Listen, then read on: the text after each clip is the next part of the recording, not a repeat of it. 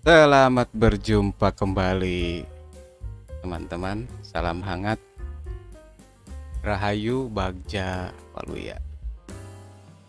Teman-teman, heboh larangan buka bersama ya. Jadi mengingatkan kembali waktu zaman COVID-19 tempo hari ya begitu. Jadi itu masih ada nih, dikait-kaitkan dengan itu. Spontan saja itu mengundang respon ya. Mengundang respon dari berbagai kalangan gitu. Ada yang menilai logikanya tidak masuk gitu. Tidak ada dasar yang jelas begitu. Terkesan mengada-ada begitu ya. Salah satunya ini dari Ketua Umum Ikatan Alumni Pondok Pesantren Ibadur Rahman YLPI Sukabumi Jawa Barat, Toto Ijul Fatah. Gitu. Perihal larangan buka bersama ini, Toto memandang ada dua logika yang tidak berdasar. Dua logika pelarangannya rusak menurut Toto ya. Toto Ijul Fatah mengatakan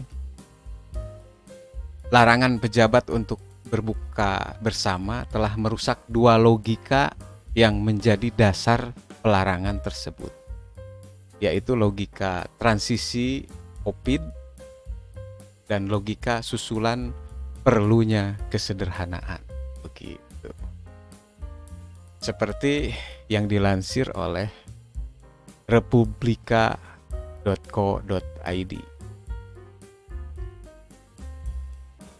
Menurutnya, jika alasannya terkait transisi COVID-19 dari pandemi ke endemi, maka logikanya sesat dan rusak. Karena COVID itu bukan hanya urusan pejabat, tapi juga urusan publik, kata Toto, begitu. Kalau benar COVID-19 masih dianggap berbahaya pada masa transisi menuju endemi ini, sehingga harus berhati-hati, harusnya tidak hanya untuk pejabat. Kenapa hanya ditujukan kepada pejabat? Memang rakyat tak perlu kehati-hatian, kata Toto. Dan yang sesatnya lagi, menurut peneliti senior LSI Denny JA ini, kenapa harus buka puasa yang menjadi sasaran kehati-hatian? Sebab kalau dibilang ada kerumunan, publik akan dengan mudah membandingkan dengan konser di Farvel di Solo tanpa masker tempo hari itu. Atau pesta nikahan keluarga presiden sendiri yang sama-sama dihadiri ribuan orang. Toto memandang logika kedua yang rusak adalah justru pada penjelasan Pramono Anung setelah surat yang ditandatanganinya itu heboh, yaitu soal perlunya para pejabat hidup sederhana setelah belakangan mereka disorot karena salah satunya pamer kemewahan. Logika publik yang paling sederhana, buka puasa bersama dianggap sebagai ajang kemewahan sehingga harus ditiadakan. Tentu ini tak masuk akal karena semewah-mewahnya buka bersama itu paling ada pembagian bingkisan sarung dan mukena. Masa berbagi barang seperti itu dibilang mewah? Bukankah Ramadan itu sejatinya harus jadi momentum berbagi?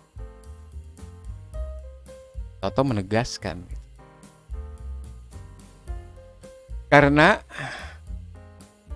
penjelasan susulan Pramono itu bukan menjelaskan, tapi malah menyesatkan. Dalam konteks itu, Pramono dianggap gagal melakukan komunikasi publik dengan baik. Ia akan lebih terhormat jika atas nama Presiden meminta maaf kepada publik atas keluarnya surat itu. Sebab kata Toto, kalau bicara perlunya kesederhanaan, bukan buka puasa bersama yang menjadi targetnya. Masih banyak kegiatan lain para pejabat yang berpotensi menghambur-hamburkan uang negara, bukan puasa bersama. Justru bulan puasa ini harus menjadi momentum para pejabat dan para pemimpin di negeri untuk jumpa dengan rakyatnya lewat kegiatan buka puasa.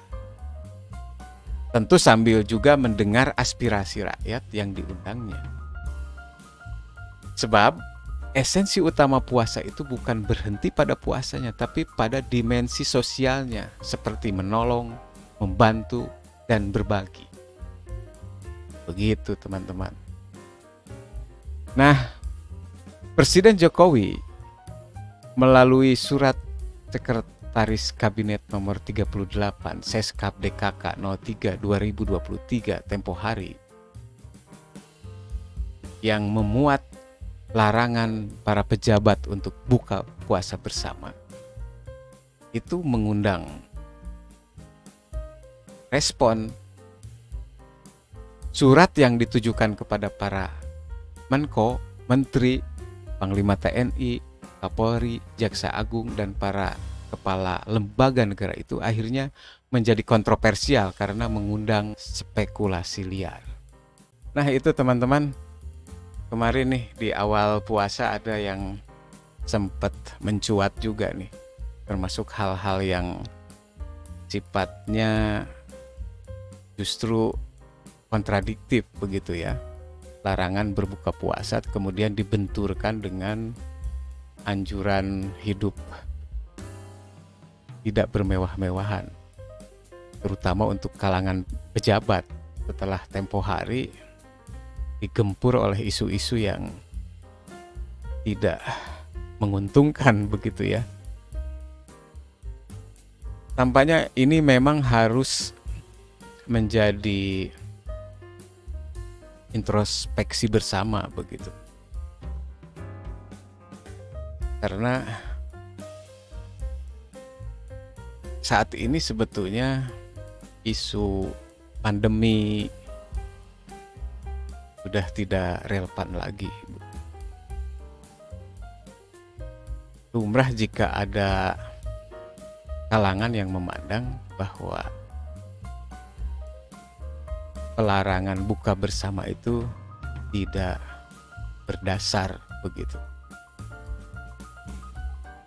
Baik teman-teman, salam hangat, Rahayu, Bagja, Waluya.